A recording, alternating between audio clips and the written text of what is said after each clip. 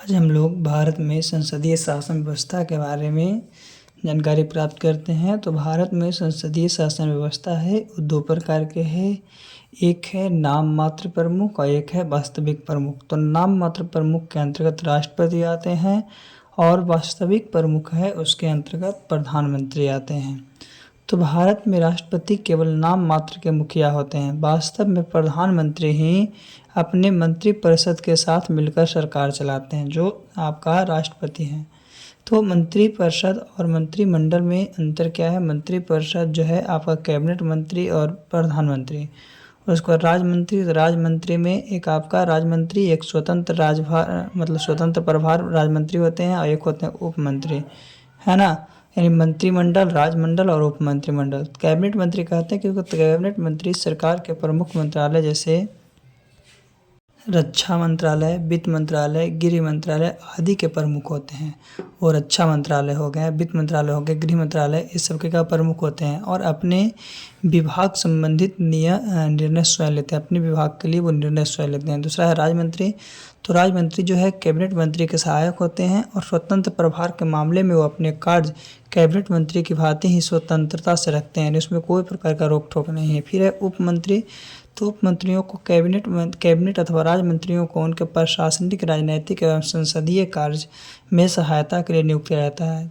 कौन कौन का कार्य? तो प्रशासनिक कार्य के लिए, राजनीतिक कार्य के लिए और संसदीय कार्य की सहायता के लिए क्या होता है, इसे नियुक्त किया जाता है। तो ये तीनों का काम है। कौन कौन? तो कैबिनेट मंत्री का, राज्य मंत्री का और उप मंत्रियों का, है ना। ये तीनों के तीनों जो हैं आपका मंत्रिपरिषद के अंग हैं। किसके अंग हैं? तो ये तीनों के तीनों जो हैं मंत्रिपरिषद के अंग हैं। चलिए इसके बाद हम लोग आगे जानते हैं आगे क्या है। तो आगे आपका है प्रधानमंत्री एवं मंत्रिपरिषद, जो कि अनुच्छेद 74 में क्या है कि राष्ट्रपति की सलाह के लिए एक मंत्रिपरिषद होता है। राष्ट्रपति की सलाह के लिए एक क्या होता है? मंत्रिपरिषद होता है, जिसका प्रधान कौन होता है? तो इसका प्रधान जो होता है प्रधानमंत्री होता है। फिर अनुच्छेद 75, तो प्रधानमंत्री की नियुक्ति राष्ट्रपति करता है। प्रधानमंत्री नियुक्ति कौन? राष्ट्रपति करता है। और अन्य मंत्रियों की नियुक्ति राष्ट्रपति प्रधानमंत्री की सलाह पर करता है। यानी एक का तो कह दिया राष्ट्रपति, लेकिन बाकी जो है उसको प्रधानमंत्री की सलाह पर करेगा। तो 91वें संशोधन 2003 में यह अनुच्छेद कहता है कि मंत्रिपरिषद में मंत्रियों की कुल संख्या कितना? तो प्रधानमंत्री को शामिल करके लोकसभा में कुल सदस्यों के 15% से अधिक नहीं हो सकते, यानी 15% से ज़्यादा नहीं हो सकता है। अनुच्छेद 75B में क्या है कि प्रधानमंत्री और सभी मंत्री राष्ट्रपति के पश्चात पर्याप्त तक कार्य करेंगे। जहाँ तक उसका वर्क है वहीं तक वो काम करेंगे। यानी कि जो प्रधानमंत्री हैं और सभी मंत्री जो हैं वो आपका राष्ट्रपति क्या है, सभी मंत्री राष्ट्रपति के पश्चात पर्याप्त तक कार्य करेंगे, है ना। तो यह है प्रधानमंत्री का क्या है, प्रधानमंत्री एवं मंत्रिमंडल का कार्य। चलिए इसमें हम लोग और आगे जानते हैं कि प्रधानमंत्री और मंत्रिमंडल में और हम लोग को क्या पढ़ना है। तो इतना याद रखना है कि 91 जो संशोधन हुआ था 2003 में, उसमें लोकसभा कुल सदस्यों की संख्या 15% से अधिक नहीं, इसको रोका गया था। आगे है कि अनुच्छेद 75 के 3 में कि मंत्रिपरिषद सामूहिक रूप से लोकसभा के प्रति उत्तरदायी होता है। जो मंत्रिपरिषद हैं सामूहिक रूप से लोकसभा के प्रति उत्तरदायी होते हैं और व्यक्तिगत रूप से राष्ट्रपति के प्रति उत्तरदायी होते हैं। व्यक्तिगत रूप से किसके? राष्ट्रपति के उत्तरदायी होते हैं। तो मंत्रिपरिषद दो प्रकार के, एक सामूहिक रूप से, एक व्यक्तिगत रूप से। तो लोकसभा और राष्ट्रपति, सामूहिक रूप से लोकसभा, व्यक्तिगत रूप से राष्ट्रपति। तो अनुच्छेद 75 में क्या है कि पद ग्रहण से पूर्व, यानी कि अपने सीट को ग्रहण करने से पूर्व, शपथ लेने से पहले प्रधानमंत्री सहित प्रत्येक मंत्री को राष्ट्रपति के सामने और गोपनीय की शपथ लेनी चाहिए। क्या है और क्या नहीं किसी के सामने बताया नहीं जा सकता है। राष्ट्रपति के सामने पद और गोपनीय जो होता है, गोपनीयता, उसको शपथ लेनी चाहिए कि क्या क्या है और क्या क्या नहीं है। तो ये है आपका अनुच्छेद 75 के 4 में, है ना। 75 के 4 में 73 में बताया मंत्रिपरिषद में दो भाग थे, सामूहिक रूप से, व्यक्तिगत रूप से, जिसमें पहला लोकसभा था, दूसरा आपका राष्ट्रपति था। चलिए इसके आगे हम लोग अब जानते हैं कि आगे क्या है ना। तो अभी हम लोग प्रधानमंत्री एवं मंत्रिपरिषद के बारे में जान रहे हैं। किसके बारे में? प्रधानमंत्री एवं मंत्रिपरिषद के बारे में, कि मंत्रिपरिषद दो रूप से होते हैं, एक सामूहिक रूप से और एक व्यक्तिगत रूप से। तो सामूहिक रूप से जो आते हैं उसको लोकसभा कहते हैं और व्यक्तिगत रूप से जो आते हैं वो राष्ट्रसभा कहते हैं। इसमें क्या है कि यह पद पूर्व प्रधानमंत्री के सहित प्रत्येक मंत्री को राष्ट्रपति के सामने गोपनीय की शपथ लेनी होती है। चलिए आगे इसमें जानते हैं। तो अनुच्छेद 75 के 5 में क्या है, अनुच्छेद 75 के 5 में क्या है उसके बारे में देखते हैं। तो मंत्रिपरिषद का सदस्य बनने के लिए, मंत्रिपरिषद है उसके सदस्य बनने के लिए वैधानिक दृष्टि से यह आवश्यक है कि व्यक्ति संसद के किसी सदन का सदस्य हो। वो संसद के कोई न कोई सदन का सदस्य होगा, है ना, तभी वो मंत्री बन सकता है। यदि व्यक्ति मंत्री बनते समय संसद का सदस्य नहीं है तो उससे क्या है, कल के वीडियो में बताया था कि 6 महीना के अंदर उसको संसद का सदस्य बनना अनिवार्य है, नहीं तो उसे अपना पद क्या होगा, छोड़ना पड़ेगा। ये अनुच्छेद 75 के में है। फिर अनुच्छेद 78 में क्या है, अनुच्छेद 78 की बात करते हैं।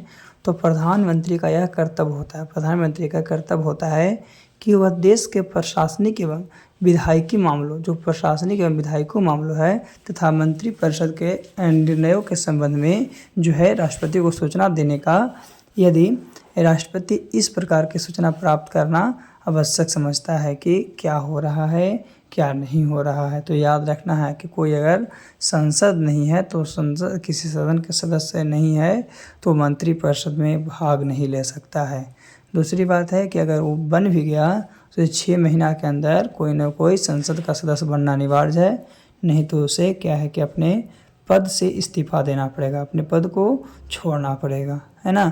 तो ये है आपका अनुच्छेद 75 और अनुच्छेद 78 में। चलिए हम लोग और आगे जानते हैं इसके बारे में। तो प्रधानमंत्री संबंधी महत्वपूर्ण तथ्य क्या है। तो देखिएगा, प्रधानमंत्री, भारत का प्रधानमंत्री बनने के लिए न्यूनतम आयु 25 वर्ष होना चाहिए। भारत के प्रधानमंत्री बनने के लिए न्यूनतम आयु 25 वर्ष होनी चाहिए।